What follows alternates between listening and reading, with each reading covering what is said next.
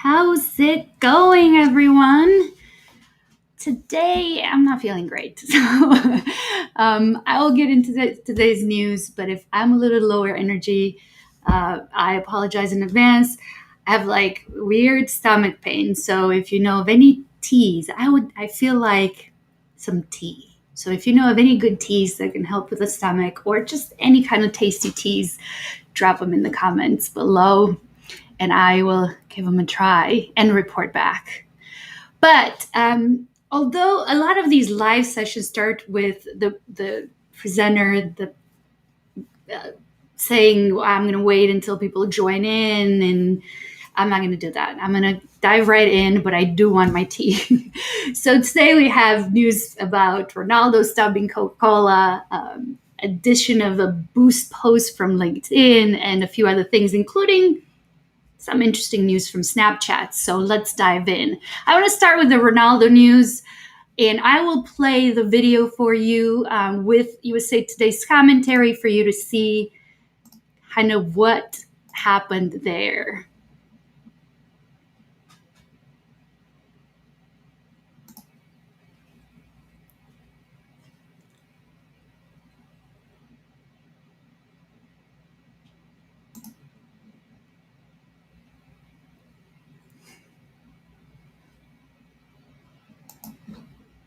All right, what a statement. What a statement from Ronaldo. So he removed the Coke bottles. Now, what's interesting about this is that this wouldn't have been possible, wouldn't have been such big news were it not for the fact that he is a internet celebrity. He's not just, one of the most revered soccer stars. He actually has about 500 million, that's half a billion followers on Instagram. So social networks have given celebrities a lot of power. And I don't know what the organizers there, Coke promoters there were thinking when they placed these bottles in front of somebody who is very well known for not believing in sugary drinks and fizzy drinks. So of course he moves them out of the way, picks up the water bottle and says, agua. Okay, so the stock dropped, the stock value dropped, but the truth of it is when you actually look at the trend for that stock, month over month, the drop was only of about 0.06%. So this news piece from USA Today says that the Coca-Cola lost about 3 billions or 4 billions in value. The truth is that month over month, the drop wasn't that big. I'm wondering, I've wondered this a lot. Is the influence of marketing, of influencers, a permanent thing? Is it a long-term thing? Does it really make a huge impact long-term, or is it a blip on the radar? So I'm very curious to see what's going to happen here if things even out for Coca-Cola and what sort of an impact this has. But when we talk about influencer marketing, and I wrote an ebook and it's on our website at lightspandigital.com. One of the things that we mentioned there is that you really need to match what you're doing. You need to have a values match. So your values and the influencer's values need to be matched. And here we have just a blatant, obvious mismatch. And it just did not serve Coca-Cola well. So a lesson there for all of us to learn. Moving on, LinkedIn has launched a boost button. Finally, Facebook has had this where you could boost a post from your feed with some ads dollars straight by clicking on the boost button and letting it roll. Well, LinkedIn has just finally done that. You could promote an existing post by creating a campaign and then from there choosing the objectives, the budgets, and then choosing an already published post. This makes it a lot easier and a lot faster. Straight from your post, you can click that boost button, select one of 4 objectives, and then go from there. LinkedIn published a guide for this. I will post it in the comments at the end of this speeded through session on what's new in the social media world.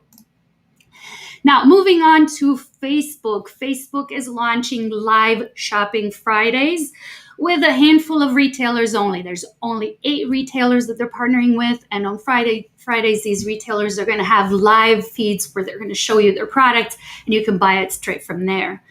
Unfortunately, this is not available for small businesses. And Facebook has been teasing this for years. So I just hope that this time they're serious about it. They're going to use this as a test, as an experiment, and bring these features to everybody later on, because I really think that smaller businesses could really benefit from this.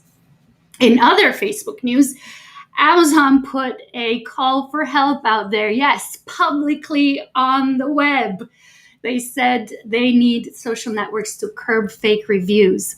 There are hundreds of groups on Facebook where merchants from Amazon's Merchants Center can ask for reviews, are posting and asking for reviews in exchange for dollars. So in order to curb this, Amazon needs the help of the social networks. So they put out a call.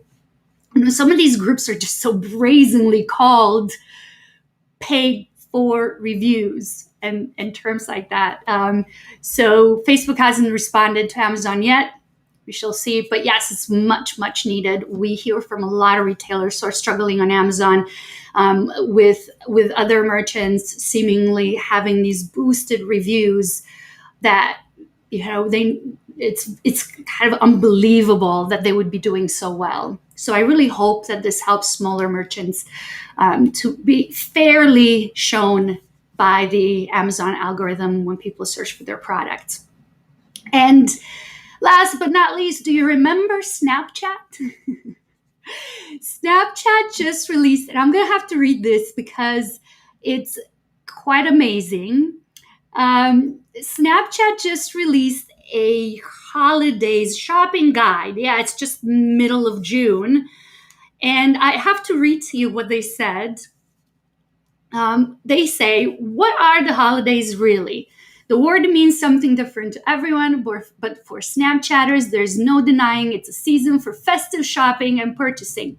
A lot of it. And then they continue, may your festive shopping season be merry and bright. Get the gift of results all season long. All right, what are you doing, Snapchat? First, I cringe when I see ads that start with get the gift of. It's so overused. In Snapchat, you are about creativity. You can do a little better than that. I find it, when we're talking about creativity, I find it very interesting that they're pushing for this concept of celebration year long. And I think that is smart, that is creative. They published a guide. I will put a link in the comments so that you can see kind of what they're presenting there. I think it's a fun, good idea. Why not switch it up? It reminds me of a campaign that we did years ago with a client where for Valentine's Day, instead of trying to sell the product, we actually organized a random acts of kindness campaign. So, kind of breaking away from the traditional way of doing campaigns. So it sounds fun. I don't know how useful it will be for retailers, but it definitely smells a little bit like they are feeling threatened by Instagram and TikTok. So these are the news of the week. If you have heard of anything interesting and cool, please let me know in the comments. And I will be back next week and hopefully feeling better. I can't wait to try out that tea. I will put links to the things I mentioned in the description below. Oh, I think I forgot one piece of news. Facebook's report on VR and AR, and I will drop a link to that as well. They just released a study based on what they know about what we search on Facebook and what we talk about in groups, where they predict in the next 2 years that companies, something like, I can't remember, something like 70-80% of companies are going to, 75% or all businesses are expected to introduce VR and AR technology into their businesses, and they're expecting a 6-fold increase in spend on VR and AR technology. and they published their own report and their own vision of how they're going to include AR and VR into Facebook products. So I'll put a link to that report in the comments as well. Lots of reading homework for you for this weekend. And again, thank you for tuning in. Put your comments and your suggestions for tea in the comments. And I will see you back here next week.